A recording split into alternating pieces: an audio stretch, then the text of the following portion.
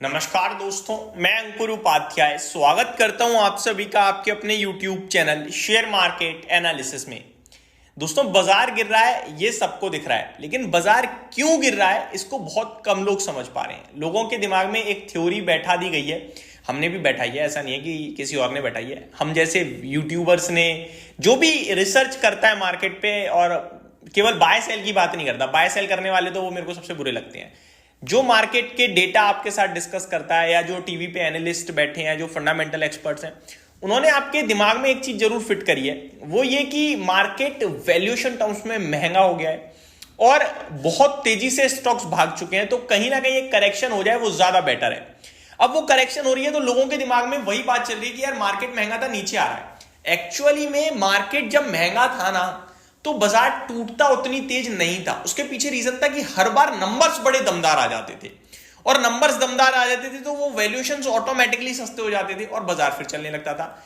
ये first time ऐसा हो रहा है जहां अर्निंग्स पूरी तरीके से डिसअपॉइंट कर रही हैं।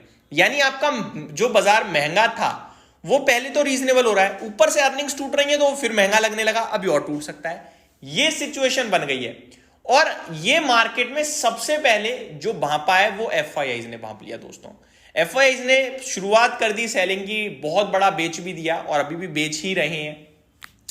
अब मैं आपके साथ शेयर करूं तो पहले मैंने ए सिक्योरिटीज की रिपोर्ट शेयर करी थी, जो कह रहे थे कि भैया 694 कंपनीज का हमने डेटा पढ़ा है और 17 क्वार्टर्स में स्लोएस्ट ग्रोथ देखने को मिली है। उसके बाद कल मैंने एक जेफरीज की रिपोर्ट आपके साथ शेयर करी, उसमें भी यही लिखा हुआ था कि उन्होंने 63% कंपनीज जिन्हें वो कवर करते हैं उनकी अर्निंग्स खराब देखने के बाद डाउनग्रेड करा है, और उन्हें भी ये बड़ी स्लो, मतलब सबसे स्लोएस्ट ग्रोथ दिखाए, सबसे स्लोएस्ट ग्रो करने वाला क्वार्टर दिखाए। अब यहां पे नंबर सुनिए, दो स्टॉक्स जिन्होंने पूरी तरीके से डिसअपॉइंट किया वीकेंड पे, आरती इंडस्ट्रीज, एशियन पेंट्स और भी बहुत सारी कंपनीज थी, बड़े नाम ये थे। अभी आप देखो बलरामपुर चीनी के ओपन मार्केट में नंबर आए। ये चीनी क्षेत्र में मार्केट कैप के हिसाब से तो आई थिंक सबसे बड़ी नहीं है, या है, हो गई है अभी। पहले ईआईडी पैरी हुआ करती थी, सॉरी श्री रेणुका शुगर हुआ करती थी। मैं चेक कर लेता हूं श्री रेणुका शुगर का अभी मार्केट कैप कितना, एक बार चेक कर लेते हैं। वैसे तो ये चीज अभी डिस्कस करने लायक है नहीं, जो मैं अभी कर रहा हूं, बिना बात के टाइम वेस्ट एक तरीके से। चलिए छोड़िए, मार्केट कैप से क्या करना, अभी छोड़ देते हैं। पहले नंबर पे या तो सबसे बढ़िया है, दूसरे नंबर पे, इतना मैं कह सकता हूं। बलरामपुर चीनी का शेयर हुआ है 3.25% क्रैश। इसके नंबर्स पढ़ो आप। कंसोलिडेटेड नेट प्रॉफिट 170 करोड़ से घटकर 67 करोड़ पे रह गए हैं। 170 करोड़ का मुनाफा 67 करोड़ पे आके खड़ा हो गया है। दोस्तों, इससे ज्यादा खराब क्या होगा? अगर आपको लग रहा है ठीक है भाई घट गया होगा, छोड़ो। अब मार्जिन सुनिए, 10.71% से घटकर सोचो कहां आ गए हैं, 3.78% पे। बहुत ही खराब नंबर्स लग रहे हैं ये। लेकिन एक चीज और हमें समझनी होगी कि worst is almost behind us और ऑलमोस्ट नियर, इससे खराब नहीं होगा, ये भी हमें समझ में आना चाहिए। India is a long term story, और लॉन्ग टर्म स्टोरी इंटैक्ट है अभी भी। तो ये जो डिप्स हैं, जो खराब समय है, ये मौका ही समझो अपॉर्चुनिटीज का। ऐसा नहीं है कि एक कंपनी खत्म हो जाएगी या डिमांड बिल्कुल खत्म हो जाएगी, बट वो एथेनॉल को लेकर प्रॉब्लम आएगी। ये ईवी पे जो फोकस शिफ्ट हो रहा है ना हेवीली, ये एथेनॉल ब्लेंडिंग पे भी दिक्कत दे देगा। अगर कामकाजी मुनाफे की बात करूं, 160 करोड़ से 49 करोड़ पे, ऑपरेशनल बेसिस पे खराब हो गया भाई।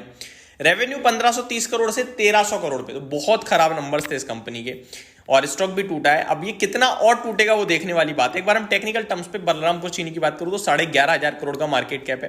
टेक्निकल टर्म्स पे सपोर्ट के पास पहुंच रहा है, और सपोर्ट प्लेस्ड है 550 550 के आसपास।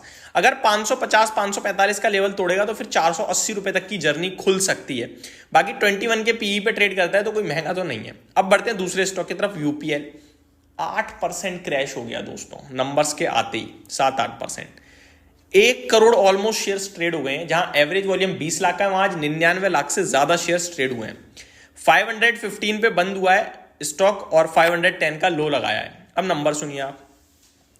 कंसोलिडेटेड नेट लॉस पोस्ट करा है कंपनी ने, 189 करोड़ के घाटे के सामने 440 करोड़ का घाटा, यानी घाटा डबल से भी ज्यादा हो गया।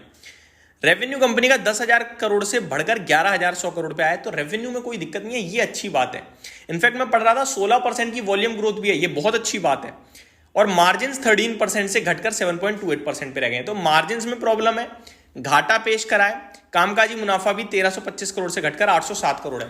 तो ऑपरेशनल बेसिस पे खराब नहीं है, रेवेन्यू भी अच्छा है, कामकाजी मुनाफा भी अच्छा है, बस मार्जिन में प्रॉब्लम है। तो आई थिंक यूपीएल उतना प्रॉब्लम में मेरे को नहीं लग रहा, क्योंकि ग्रोथ आ रही है, रेवेन्यू आ रहा है, बट फ्यूचर देखते हैं कैसा होता है। दोनों स्टॉक्स काफी पिटे पड़े हैं। यूपीएल की बात करूं तो इसने तो 2-2.5 साल से बहुत नेगेटिव परफॉर्मेंस दिखाई है।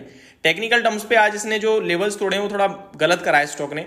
अब अगर स्टॉक यहां से और गिरता है तो 495 रुपए का भाव है, जो अगला सपोर्ट लेवल के रूप में काम करेगा। तो ये मेरी तरफ से अपडेट थी। Thank you so much for watching this video. Have a great day guys.